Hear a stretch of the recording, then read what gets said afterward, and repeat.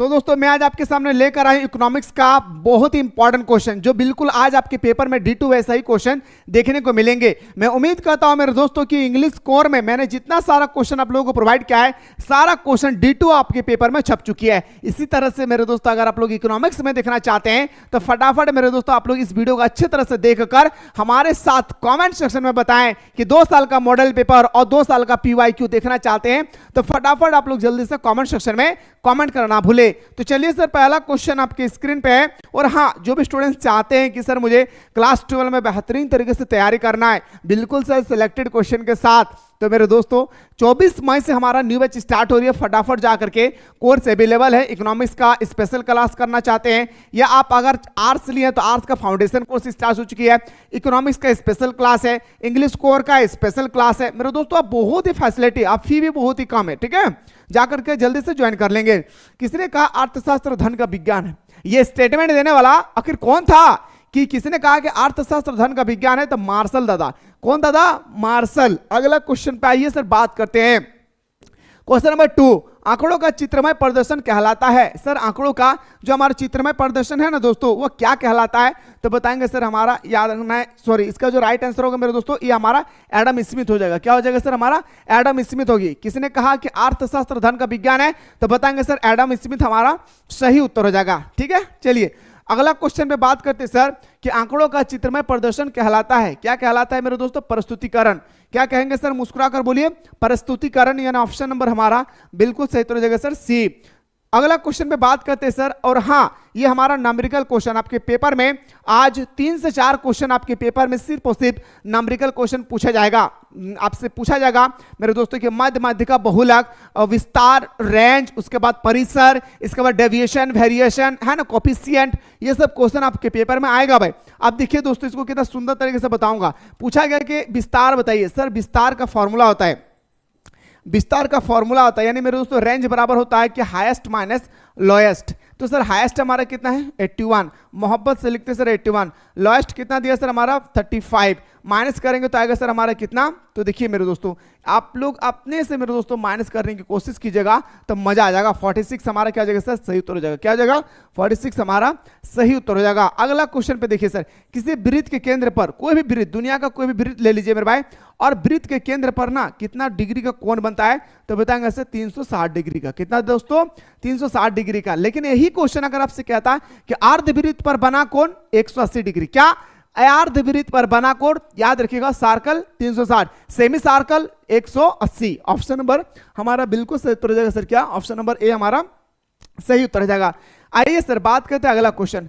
आयत चित्र है भाई, आपसे पूछा गया जो हमारा आयत चित्र है ना दोस्तों, वो क्या है? तो आयत चित्र हमारा दुविमाई है। दुविमाई का मतलब होता है मेरे दोस्तों 2 डायमेंशन। आप आयत ले लीजिए मेरे दोस्तों, याद रखिएगा, आप आयत लीजिए, वर्ग लीजिए, त्रिभुज लीजिए, सर्कल लीजिए, ये सब क्या है सर हमारा? तो बताएंगे सर ये हमारा 2 डायमेंशन है। क्या? मोहब्बत से बोलिए भाई, क्या है? 2 डायमेंशन। 3 डायमेंशन कौन आएगा सर? 3 डायमेंशन किसे कहेंगे प्यारे? तो गौर कीजिएगा सर, मजा आ जाएगा दोस्तों। 3 डायमेंशन का पिक्चर एक बार आप लोगों को देखना चाहिए सर। ये है सर हमारा 3 डायमेंशन। क्या प्यारे? ये हमारा क्या है? 3 डायमेंशन। हाँ भाई, ये हमारा क्या है सर? मोहब्बत से बोलिए ना दोस्तों, ये हमारा क्या है? 3 डायमेंशन, जो आप इजीली से यहाँ पे देख रहे हैं भाई। ठीक है, तो इस तरह से जो हमारा घन, घना, बेलन, शंकु, पिरामिड, प्रिज्म जो आता है वो हमारा 3 डायमेंशन में आता है। ओके, चलिए सर अगला क्वेश्चन में बात करते हैं। क्वेश्चन नंबर नेक्स्ट, आपसे पूछा गया कि निम्नलिखित आंकड़ों से माध्यिका ज्ञात करें। सर मीडियन निकालने के लिए, हाँ माध्यिका निकालने के लिए सबसे पहले डाटा को क्या करते हैं भाई? आरोही क्रम पे,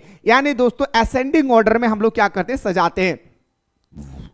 तो चलिए सर, हमारा जो डाटा है ये पूरी तरह से असेंडिंग ऑर्डर में सजा हुआ है। क्या सर? ये डाटा हमारा पूरी तरह से असेंडिंग ऑर्डर में सजा हुआ है। तो सर काउंट करते हैं, दूसरा स्टेप में काउंट करना है। 1 2 3 4 5 6 7 8 9 डिजिट है सर। 4 को इधर फेंक देते हैं सर, और 4 को इधर फेंक देते हैं। जो बीच वाला होता है उसी को तो हम लोग बोलते हैं माध्यिका। यस या नो? उसी को तो बोलते हैं सर हमारा मीडियन। अब बात करते हैं सर कि सर मान के चलिए अगर ये डिजिट जो है हमारा 9 डिजिट ना होता तो कैसे बनाते? सुनिएगा, तो इसका फॉर्मूला होता है दोस्तों, प्यार से सुनिएगा मेरे भाई। माध्यिका का फॉर्मूला होता है, मैंने बहुत ही सुंदर तरीके से आप लोगों को बताया था, n + 1 / 2 लास्ट में लिखेंगे TH, मतलब होता है दोस्तों वहां पद। क्या? वहां पद। n मतलब होता है नंबर। कितना नंबर था सर? 9 नंबर। अब +1 डिवाइडेड बाय 2 वहां पद है ना दोस्तों, याद रखिएगा सर। 9 1 10, 10 में से 2 भगा देंगे तो आएगा सर पांचवा पद। सर इधर से काउंट कीजिए पांचवा पद कौन है? 1 2 3 4 5, तभी सर हमारा कितना आंसर होगा? 180 डिग्री ही होगा, सॉरी 130 ही होगा। ठीक है, आइए सर, सांख्यिकी शब्द का प्रयोग किया जाता है। अच्छा, जो हमारा स्टैटिक्स होती है ना दोस्तों, उसका जो हम लोग प्रयोग करते हैं ना, वो कहां पे होता है सर? तो एक वचन, सिंगुलर और प्लूरल दोनों में होता है। ऑप्शन नंबर हमारा क्या हो जाएगा सर? ऑप्शन नंबर बिल्कुल सही तो हो जाएगा सर। क्या? सी इसका राइट आंसर हो जाएगा। क्या हो जाएगी? सी इसका राइट आंसर होगा। और हाँ, 3 साल का मॉडल पेपर और 2 साल का PYQ अगर आप लोग देखना चाहते हैं, फटाफट सारे स्टूडेंट्स मिलकर कमेंट सेक्शन में कमेंट कीजिए। मैं आप लोगों को अगला वीडियो में बेहतरीन तरीके से मॉडल पेपर और PYQ भी मेरे दोस्तों बताने की कोशिश करूंगा। क्वेश्चन है सर, कॉलमों और पंक्तियों के रूप में आंकड़ों के क्रमबद्ध व्यवस्था को क्या कहते हैं? कॉलम, याद रखिएगा दोस्तों, और पंक्तियां। कॉलम और पंक्तियां की जो व्यवस्थीकरण होती है, सीक्वेंस होता है, उसे हम लोग क्या बोलते हैं सर? सारणीकरण कहते हैं, टेबुलेशन कहते हैं। जो आप इजीली से यहां पे देख पा रहे हैं कि टेबुलेशन किसे कहते हैं। आइए सर अगला क्वेश्चन में बात करते हैं, और ये क्वेश्चन मेरा सबसे फेवरेट क्वेश्चन है मेरे भाई, क्योंकि यहां पे ये क्वेश्चन आपके पेपर में कई सालों से लगातार पूछा जा रहा है। क्या प्यारे? लगातार पूछा जा रहा है दोस्त, याद रखिएगा, भूलिएगा नहीं। सबसे पहले तो क्वेश्चन को सुधार कीजिए मेरे भाई, यहां पे 21 होगा। ठीक है, 21 होगा। ठीक है, देखिए दोस्तों, आपका बहुलक दिया हुआ है। क्या? मुस्कुरा कर बोलिए ना सर, क्या दिया हुआ है? बहुलक दिया हुआ है। ठीक है, उसके बाद आपका माध्यिका दिया हुआ है, और आपसे माध्य का मान पूछा जा रहा है। ठीक है ना प्यारे, सुनिएगा। सबसे पहले मेरे भाई क्या दिया है हमारा? इसका फॉर्मूला होता है सर क्या? बहुलक। फॉर्मूला को लिखना बहुत जरूरी है। बहुलक, बहुलक बराबर होता है सर 3 इंटू माध्यिका। क्या होता है सर? माध्यिका। क्या होता है सर? माध्यिका। और माइनस, याद रखिएगा मेरे दोस्तों, क्या हो जाती है? माइनस 2 इंटू माध्य। क्या होता है सर? 2 इंटू माध्य। कुछ नहीं करना है, फॉर्मूला में उठा उठा के पटक डालना है भाई। अच्छा बताइए मेरे दोस्तों, बहुलक कितना दिया है? 18। ओहो, प्यार से लिखेंगे सर 18। 3 इंटू माध्यिका कितना दिया है सर हमारा? 21 लिखेंगे मोहब्बत से, 21 माइनस 2 इंटू माध्य की जगह मान के चलते हैं मेरे भाई, x मान लेते हैं, बार बार लिखते नहीं है। ठीक है, अब देखिए दोस्तों कैसे बनेगा, मोहब्बत से सुनिएगा। अब 18 लिखते हैं सर बराबर, इसको इससे मल्टीपल करेंगे तो आएगा सर 21 ने 63। क्या आएगा सर? 63 आएगा। यस या नो? कितना आएगा मेरे भाई? 63 आएगा, है ना दोस्तों। अब माइनस लिखेंगे 2x। ओहो, वेरी गुड, वेरी गुड। चलिए सर, अब देखिए दोस्तों, इसको कैलकुलेशन कैसे करेंगे? प्यार तरीके से कैलकुलेशन करेंगे मेरे भाई, प्यार से। 18 प्लस इधर आएगा तो माइनस 63 बराबर माइनस 2x। ओके सर, इसको इससे माइनस करेंगे। क्या मेरे भाई? इसको इससे माइनस करेंगे तो हमारा कितना आ जाएगा सर? हमारा आ जाएगा सर 45। क्या आ जाएगा? माइनस 45 बराबर minus 2x। Sir minus minus cancel हो गया। 45 को जब 2 से भागा देंगे, क्या 45 को जब 2 से भागा देंगे तो आएगा 22.5, और यही तो हमारा आंसर है। समझ में इनको रे दादा हमारे दीदी, तो हमारा बतवा बुझल पा रहे रे भाई, हमारे बहन तो बुझल पार ले रे दादा। ये जो फॉर्मूला हो ना रे दादा, तोहनी जे पूछल पार ले ना, नहीं तोहनी के जे फॉर्मूला हो ना दादा, बहुत इंपॉर्टेंट फॉर्मूला लगो रे भाई। तोहनी एकदम दिल के दरवाजा में बंद कर लिया दादा। हाँ, याद रखिए, तोहनी जैसे मोहब्बत कैसे बंद करके रख लिए रे भाई, तोहनी ऐसा बंद कर रखिए बाबू। बहुत इंपॉर्टेंट इस क्वेश्चन को, जितना तारीफ किया जाए, जितना तारीफ किया जाए दोस्तों ये फॉर्मूला को, उतना कम है। इस क्वेश्चन को अपने दिल के धड़कन में एकदम मेरे दोस्तों छुपा लीजिए भाई।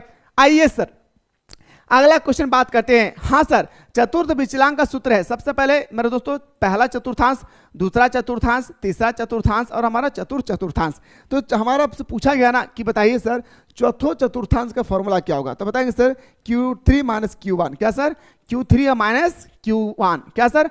Q3 और माइनस Q1। ऑप्शन नंबर हमारा क्या हो जाएगा सर? बटा 2। ऑप्शन नंबर डी हमारा सही तो हो जाएगा। अगला, आधार वर्ष में सूचकांक का मूल्य क्या होता है?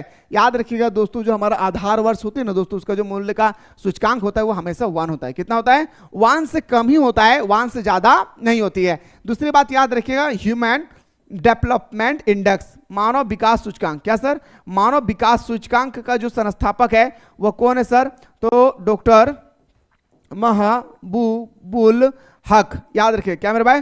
महबूबुल हक, है ना भाई, ये डॉक्टर महबूबुल हक मानव विकास सूचकांक ह्यूमन डेवलपमेंट इंडेक्स यानी HDI का कौन है, संस्थापक है। ये किस देश के रहने वाला है, पाकिस्तान के रहने वाला है। कहाँ का दोस्तों, पाकिस्तान के रहने वाला है। आइए सर बात करते हैं अगला।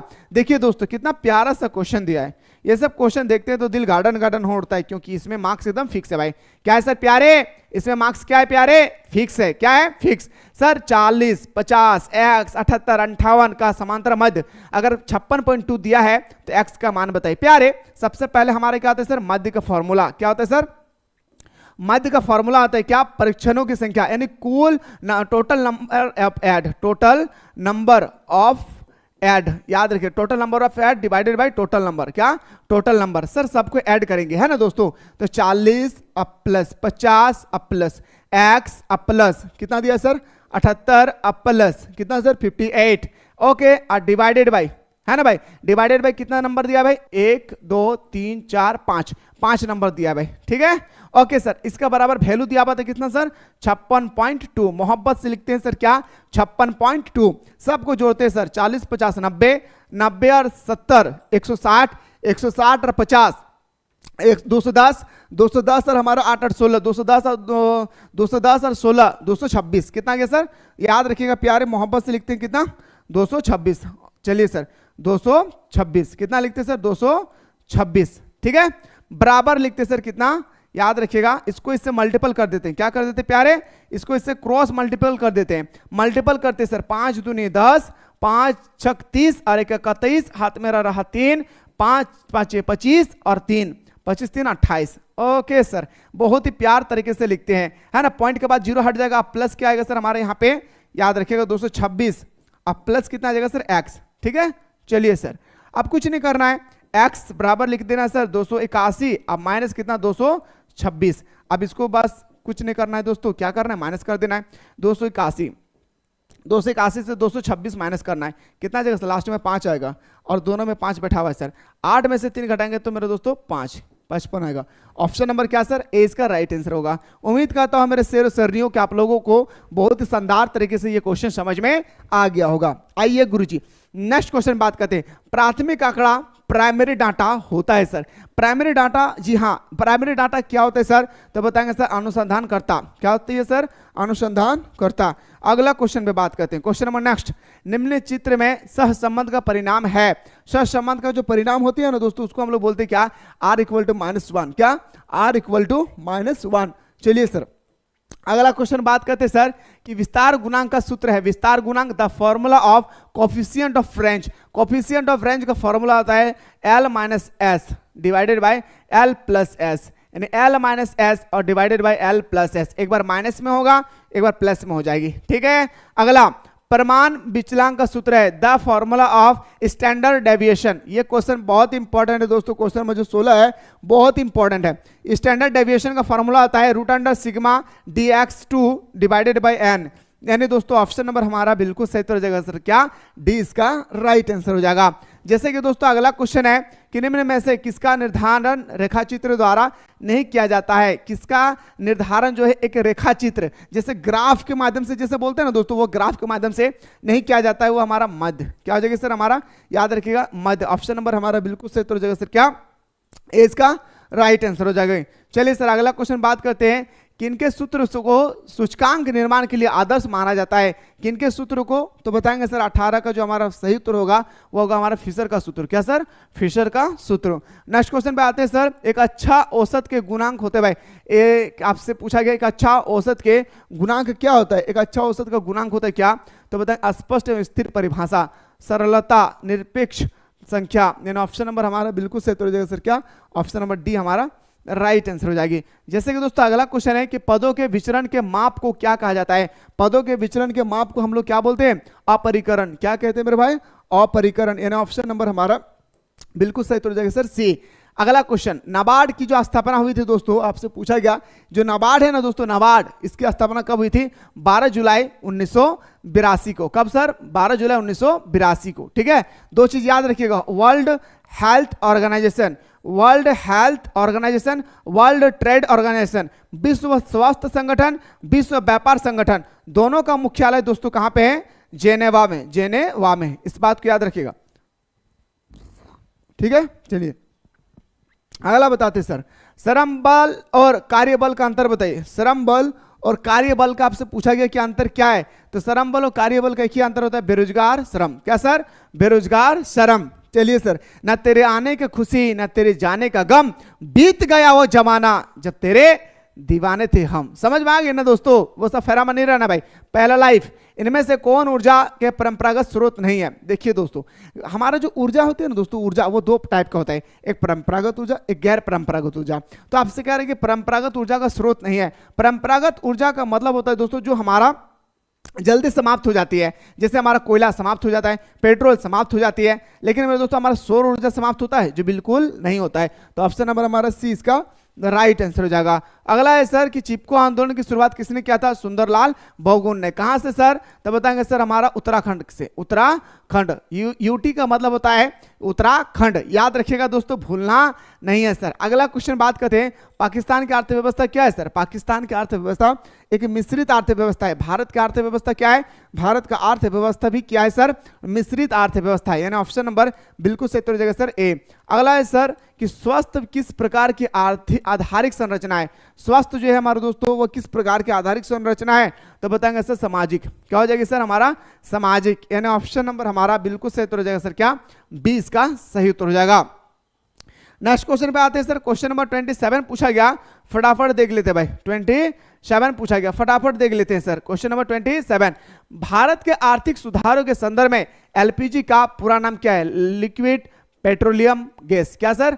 लिक्विड पेट्रोलियम गैस, यानी मेरे दोस्तों लिक्विड पेट्रोलियम गैस याद रखिएगा। कहां है सर हमारा? लिक्विड पेट्रोलियम गैस, याद रखिए लिक्विड पेट्रोलियम गैस याद रखिए। क्या सर? उदारीकरण, निजीकरण, वैश्वीकरण। हाँ, ये ऑप्शन देखिए, ये फॉर्मूला नहीं पूछा गया था मेरे भाई, फुल फॉर्म नहीं पूछा गया था, उदारीकरण, निजीकरण, वैश्वीकरण पूछा गया था। सॉरी, ऑप्शन नंबर हमारा सी इसका सही उत्तर हो जाएगा, फुल फॉर्म नहीं पूछा गया था।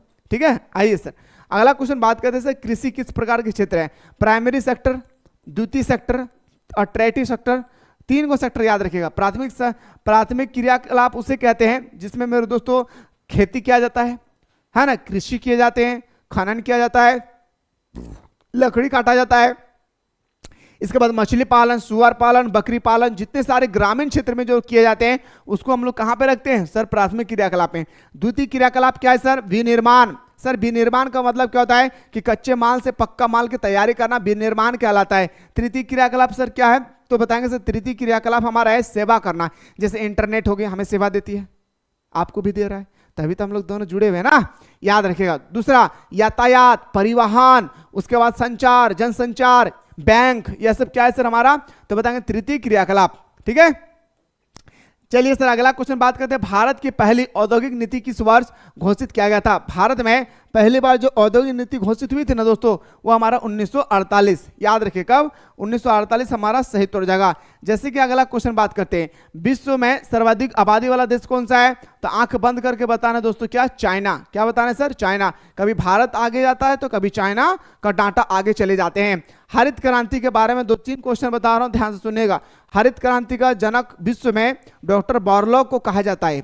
विश्व में हरित क्रांति का जनक किसे कहा जाता है? डॉक्टर बॉर्लॉग को। भारत में हरित क्रांति का जनक किसे कहा जाता है? तो बताएंगे डॉक्टर एस.एम. स्वामीनाथन को। ठीक है, चलिए सर पूछ रहा था क्या कि हरित क्रांति कारण में सम्मिलित है भाई, तो हरित क्रांति किससे संबंधित है? HYV हाइब्रिड बीज से। दूसरी बात आपसे पूछा जाएगा, हरित क्रांति कौन सा राज्य में सबसे पहले सफल हुआ? पंजाब और हरियाणा में। कौन सा फसल के लिए? तो बताएंगे सर गेहूं के लिए। किसके लिए मेरे भाई? गेहूं के लिए। चलिए सर अगला क्वेश्चन फटाफट देखते हैं कि फेमा कब लागू हुआ? आपसे पूछा गया 32 में कि जो हमारा फेमा है दोस्तों वो कब लागू हुआ? तो फेमा लागू हुआ तो हमारा 1 जनवरी 2000 को। कब सर? 1 जनवरी 2000 को। और एक बात याद रखिएगा, 2000 में 3 गो राज्यों का गठन हुआ था, उत्तराखंड, झारखंड और छत्तीसगढ़। उत्तराखंड, झारखंड और छत्तीसगढ़। अगला क्वेश्चन बात करते हैं सर, किस प्रकार की निर्धनता से, निर्धनता का मतलब गरीबी एरिया, गरीबी मतलब होती है निर्धनता मतलब, तो किस प्रकार की निर्धनता से आय की असमानताएं एवं वितरण का संबंध होता है? जी सर याद रखिएगा, निरपेक्ष निर्धनता, absolutely poverty. Option number A हमारा सही उत्तर हो जाएगा। अगला, भारत में आर्थिक सुधार का प्रारंभ किया गया है। भारत में आर्थिक सुधार का जो प्रारंभ किया गया है ना 34 में, यह आपसे पूछा गया कि भारत में आर्थिक सुधारों का प्रारंभ आखिर कब किया गया? तो बताएंगे सर 1991 में। अगला जैविक कृषि की खेती है भाई, जो हमारा जैविक कृषि है ना दोस्तों, वो आपसे पूछा गया कि जैविक कृषि है क्या, तो बताएंगे सर धारणीय कृषि। ऑप्शन नंबर हमारा बी हमारा सही तो हो जाएगा। अगला क्वेश्चन बात करते हैं सर मानव विकास सूचकांक ह्यूमन डेवलपमेंट इंडेक्स, जो मैंने अभी आप लोगों को बताया, इसका जो संस्थापक है वो कौन है, डॉक्टर महबूबुल हक। या कहाँ के रहने वाले डॉक्टर महबूबुल हक, तो बताएंगे सर पाकिस्तान के। इसका जो HDI का जो रेंज होती है वो 0 से बड़ा होता है, और याद रखिएगा दोस्तों 1 से छोटा होती है। क्या मेरे भाई, 0 से बड़ा होता है और 1 से क्या होता है, छोटा होता है, इस बात को याद रखना है, ठीक है। तो 36 का हमारा सामाजिक हो जाएगा। अगला क्वेश्चन बात करते हैं सर निम्न में से कौन सा भारत का निर्धन राज्य है, भारत का सबसे गरीबी वाला राज्य कौन सा है, तो बिहार। भारत का सबसे गरीबी राज्य कौन सा है सर, बिहार। आइए सर नीति आयोग का गठन कब हुआ, तो बताएंगे सर नीति, सबसे पहले नीति आयोग का पहला नाम था योजना आयोग। क्या नाम था सर, योजना आयोग। और योजना आयोग का स्थापना हुआ था 1950 में। याद रखना है दोस्तों 1950 में योजना आयोग की स्थापना होती है। और 1950 में एक बात याद रखिएगा, इसी का नाम चेंज करके मोदी सरकार ने रख दिया क्या, नीति आयोग। नीति आयोग का गठन होती है 1 जनवरी 2015 को। क्या सर, 1 जनवरी 2015 को। आइए सर अगला क्वेश्चन। और हाँ, अगर आपसे पूछ लिया जाए कि योजना आयोग हो या नीति आयोग हो, इन दोनों की अध्यक्षता किसने किया है, कौन करता है, तो बताएंगे सर देश के प्रधानमंत्री, है ना। अगला क्वेश्चन में बात करते हैं सर क्वेश्चन नंबर 39, उदारीकरण के प्रतिकूल प्रभाव क्या है। उदारीकरण के प्रतिकूल प्रभाव एक ही होता है, क्या, कृषि का संकट, लघु उद्योगों पर प्रति प्रभाव, आय असमानता। ऑप्शन नंबर डी हमारा सही उत्तर हो जाएगा। क्या सर, ऑप्शन नंबर डी हमारा सही उत्तर हो जाएगी। नेक्स्ट क्वेश्चन, मनरेगा का संबंध है दोस्तों किससे, रोजगार से। मनरेगा में कितने दिन का रोजगार देती है, 100 दिन का रोजगार देती है। तो 24 स्टूडेंट चाहते हैं सर 3 साल का PYQ और 2 साल का 3 साल का मॉडल पेपर, 2 साल का PYQ हम लोगों को जल्दी से दिखाइए। तो एक बार आप लोग जल्दी से मेरे दोस्तों कमेंट सेक्शन में कमेंट करना भूले। मुलाकात करता हूं नेक्स्ट वीडियो में।